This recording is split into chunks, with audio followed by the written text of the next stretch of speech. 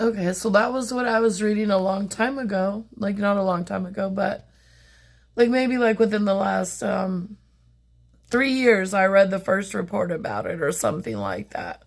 It's been about 3 years. Okay, so they were saying that it was some type of avian flu that was containing some sort of like enzymes that were being carried by fruit bats initially, but then somehow it cross contaminated somehow somewhere at a meeting point, and then it became it got into the chickens too. So the only thing they could figure out was the wet market, because they had the bats hanging above the chicken cages, and they would go to the bathroom in the chicken's cage sometimes, or on top of their heads. So they were inhaling and aspirating something that was in the like bat feces or in their urine that was contaminating their cages too. And those were the two species that they said were causing the sicknesses in humans. But they were saying that it was in their like that it was a respiratory virus that was being being retained in their like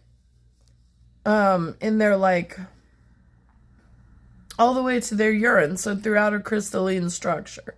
It had to be crystals in their urine that were being formed from prolonged periods of them not using the bathroom. So they were being like, so the bats were being trafficked. They said, I'm not laughing at that. That's not funny. I'm just laughing at the way that they said it. They said the bats were being trafficked to a wet market against their will. They had to say all this stuff. Like the bats had rights too. Like they didn't want to be there. They didn't ask to be blamed for that.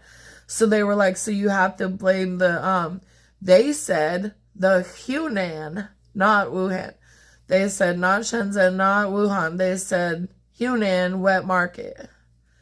They said they just didn't want people to know that it was an outbreak in a major city that was being caused by like bad hygiene and stuff like that. They were embarrassed. They would much rather to have it be accused of coming out of like a brilliant research program than people knowing that they like eat things like bats, which are considered gross to most people.